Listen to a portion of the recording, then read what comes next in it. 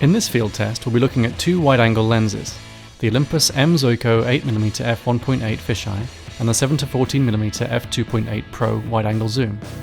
I'll be in the company of DPReview writer Dan Bracaglia. Dan is a recent transplant from New York City and a keen music and skate photographer. As Dan's manager, I spend a lot of time trying to explain to him that life isn't just rock bands and skateboards. But against my better judgment, that's exactly what we'll be photographing with these two lenses. We'll also be shooting a landscape to satisfy traditionalists like me.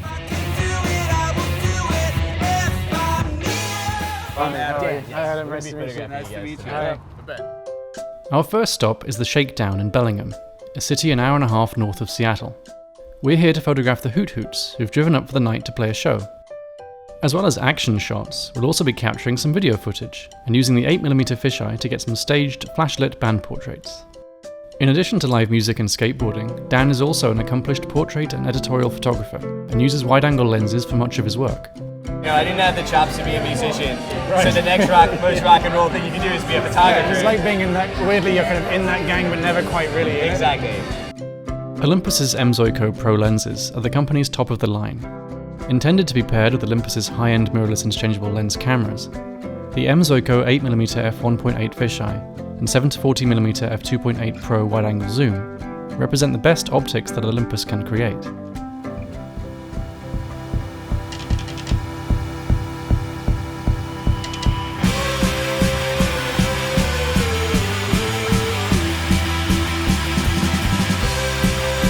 The M.Zuiko Digital ED 7-14mm f2.8 Pro is a fast wide-angle zoom lens which covers an equivalent focal length range of 14 to 28mm.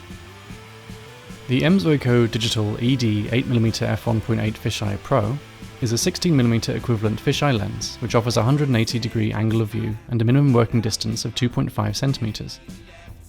Despite its small size, it's a dense, complex lens which contains 17 elements and features Olympus's zero coating to keep flare and ghosting under control.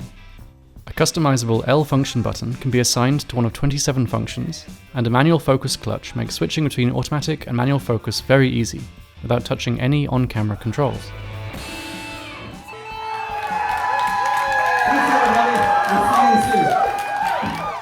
It's dark, it's sweaty, it's noisy, and Dan is in his element. So I want you guys to look this way and look at me like you hate my guts.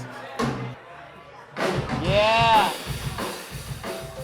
So here are a couple quick tips about getting good rock and roll pictures. Tip number 1, talk to the venue, talk to the bouncers, talk to the band, get permission, you'll be in good shape if you get the access. Tip number 2, shoot raw, shoot a lot of photos, don't be afraid to push that ISO super high up, you'll be happy you did. Tip number 3, move around a lot, get a lot of shots, change up your lens, change up your focal length, change up your exposure.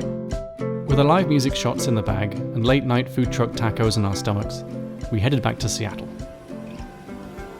Our next location for this field test is a local skate park. We want to use these Olympus wide-angle lenses to get some dynamic shots of our skater, Trey, as he completes a series of tricks. Dan, where are we? What are we doing? So we're at Jefferson Skate Park here today in Seattle, and we're going to be shooting some skateboarding.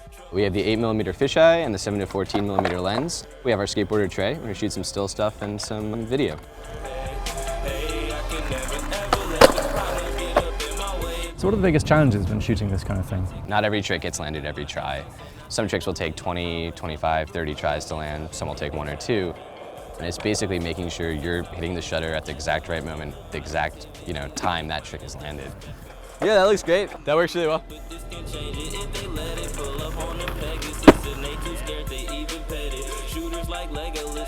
This reminds me of my youth, watching the cool kids skateboard, not participating. Ultra-wide-angle lenses, small apertures obviously because of the light. I mean, we don't have to worry too much about focus, presumably. This is just timing. Right? Exactly, and that's one nice factor about shooting in really bright light is focus is less critical. You sort of set your focus ahead of time. You've got a lot of room to work with. While Dan follows Trey, shooting video with the 8mm fisheye, I position myself at ground level with the 7-14mm, shooting upwards to capture a sequence of images of Trey jumping off a ramp. I'm just trying to get a clean shot of Trey doing something called an alley in continuous frame rate with the 7-14mm. Yeah! With ultra-wide-angle lenses, you often need to be very close to your subject to get the most interesting compositions. When that subject is doing tricks on a skateboard, things can get pretty scary. These lenses are built to withstand the elements, but I don't want to test them against an errant skateboard. You've been setting up a light stand. I have, yes. So it might seem a little odd to be, using a flash in broad daylight. It'll actually help quite a bit in post to, pull them out of the background just a little bit.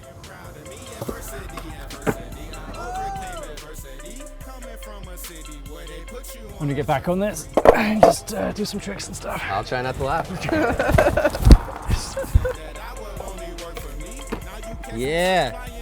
Before we left, Dan took a moment to give me some key pointers on skating. So you're gonna push with your back foot and you're just gonna push, then cruise and put it on like that. There you go. And then another push. Whoa. As soon as you get a little slow, give it another push. There you go. Whoa. At the age of 33, I'm slowly becoming the cool 11-year-old that I never was. There you go. Thank you you, can Dan. live vicariously through yourself. Thank you so much. Oh, phone. We shot even more images at the skate park than we did in Bellingham.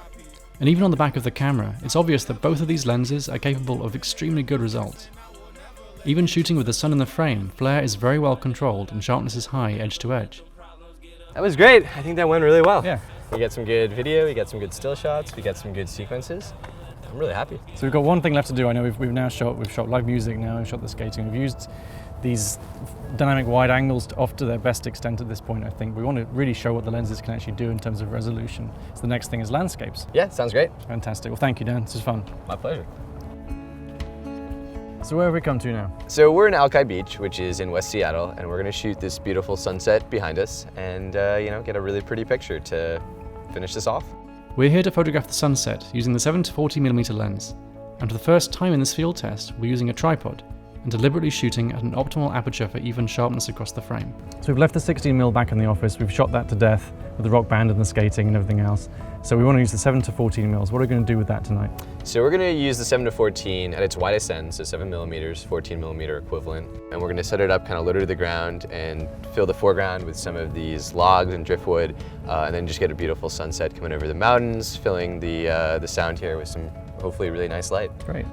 Shooting straight into the sun, we should also be able to test Olympus's zero coating too, which should minimize flare and ghosting. I'll probably shoot at an aperture of about f5.6, just because on this camera it's about an f11 equivalent.